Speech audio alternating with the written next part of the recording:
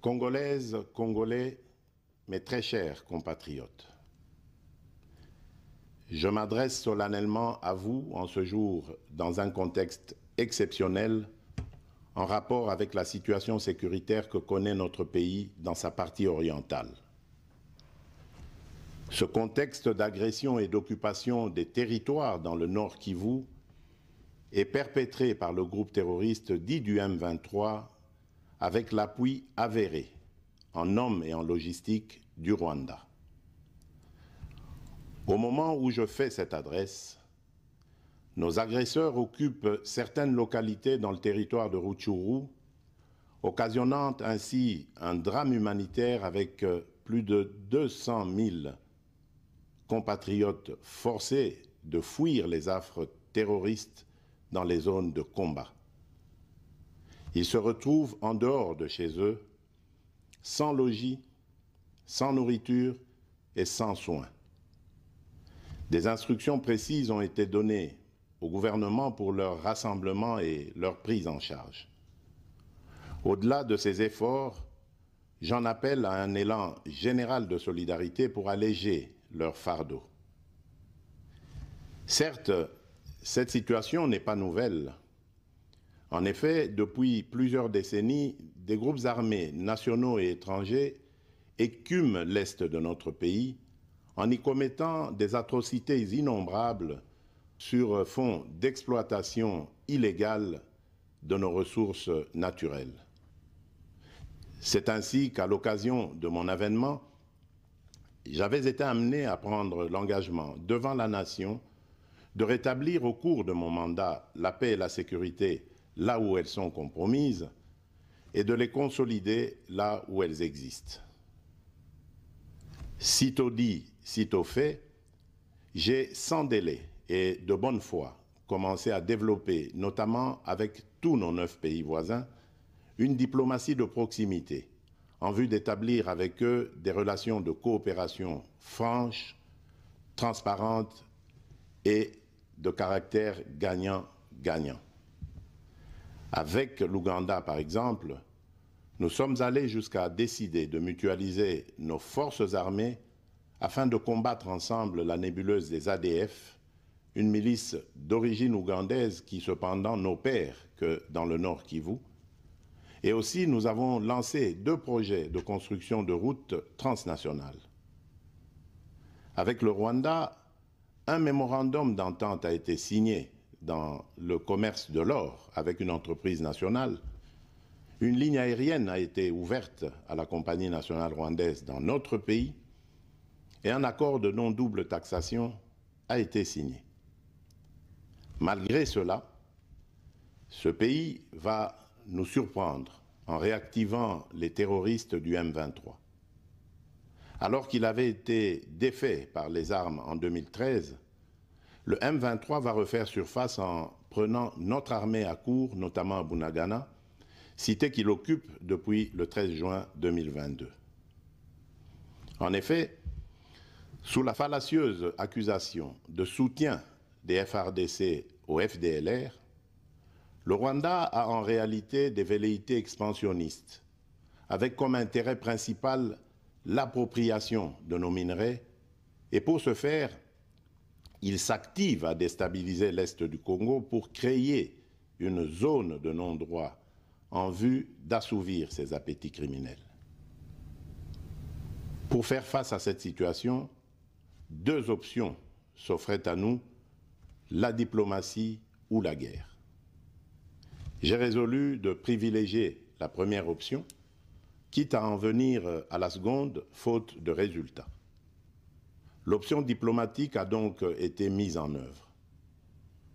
C'est ici l'occasion pour nous de rappeler que notre attachement à la recherche de la paix par des voies pacifiques n'est aucunement un signe de faiblesse, moins encore un aveu d'une incapacité de notre pays à s'inscrire dans une logique de guerre totale contre tous ceux qui continuent à abuser de notre patience, mais plutôt une expression de notre culture de paix et de notre identité légendaire de peuple hospitalier. C'est ainsi que dès le 20 juin 2022, j'ai pris part aux travaux du 3e conclave des chefs d'État membres de la Communauté d'Afrique de l'Est à Nairobi, au Kenya, qui avait comme agenda l'examen de la situation sécuritaire dans l'Est de notre pays. À l'issue de ce forum, les dirigeants des pays membres de la Communauté d'Afrique de l'Est sont tombés d'accord sur le déploiement d'une force régionale pour imposer la paix dans l'Est de la République démocratique du Congo. Le sommet a appelé à une cessation immédiate de toutes les hostilités à l'est de notre pays et a demandé à tous les groupes armés, tant étrangers que locaux, à déposer les armes immédiatement et sans condition et à s'engager dans le processus politique.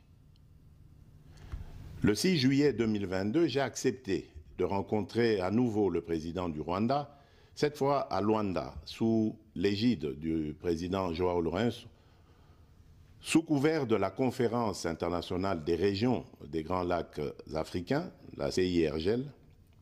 Il en est sorti une feuille de route qui stipule, entre autres objectifs, normaliser les relations politiques et diplomatiques entre la République démocratique du Congo et le Rwanda. Et pour y parvenir, la première action retenue, arrêt des hostilités et retrait du M23 des positions occupées conformément au communiqué final de Nairobi.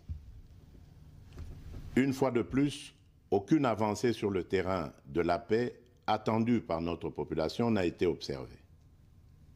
La dernière activité diplomatique en date a été la rencontre avec le président Paul Kagame autour du président français Emmanuel Macron et à l'initiative de ce dernier, en marge de l'Assemblée générale des Nations unies à New York. Ici également, pour l'essentiel, il a été acté le principe d'un cessez-le-feu immédiat et du retrait inconditionnel du M23 des positions qu'il occupe, toujours sans résultat tangible sur le terrain. Mes chers compatriotes, comme vous pouvez le constater, malgré notre investissement et les efforts fournis dans cette optique, la paix et la sécurité ne sont pas au rendez-vous.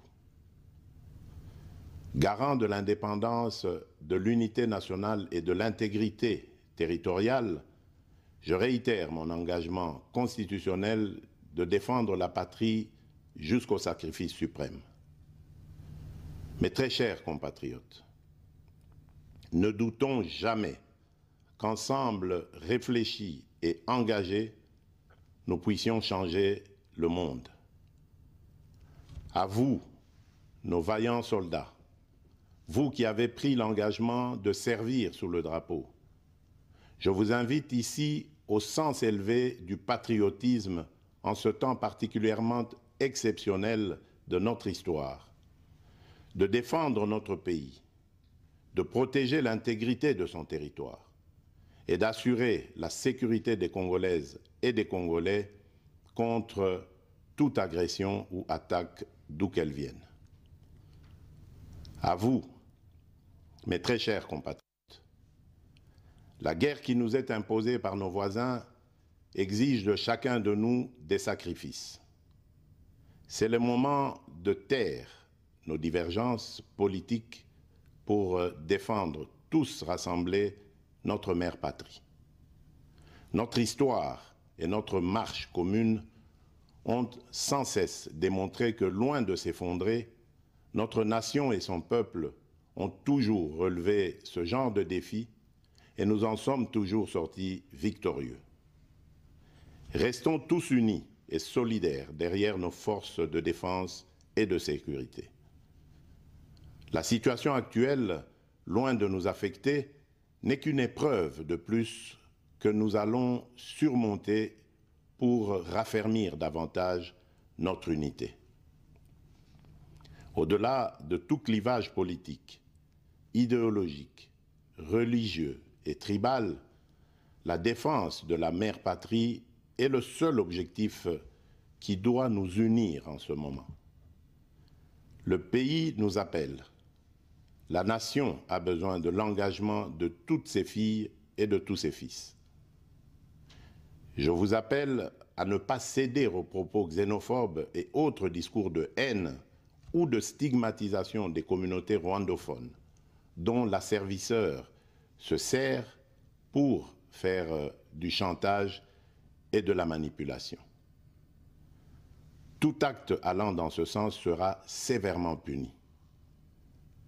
En réponse à la forte demande de la jeunesse, j'invite celle-ci à s'organiser en groupe de vigilance en vue d'appuyer et d'accompagner et de soutenir nos forces armées, nos forces de défense dans l'accomplissement de leur noble mission. C'est ici l'occasion de mettre en garde tous les traîtres civils ou militaires et autres brebis galeuses qui servent les intérêts de l'ennemi. Ils seront exposés à la rigueur de la loi en ayant le juste châtiment que mérite ce genre de comportement. En outre, tout en renouvelant mon appel lancé à nos jeunes qui en ont la vocation de s'enrôler massivement dans nos forces armées.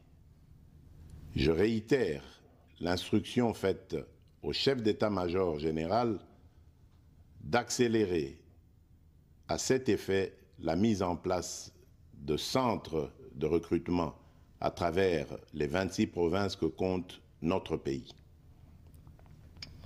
Chers compatriotes, nous devons ensemble avoir conscience que nul autre que nous-mêmes ne viendra sauver notre nation et que cela exige de chacun de nous une mobilisation tous azimuts.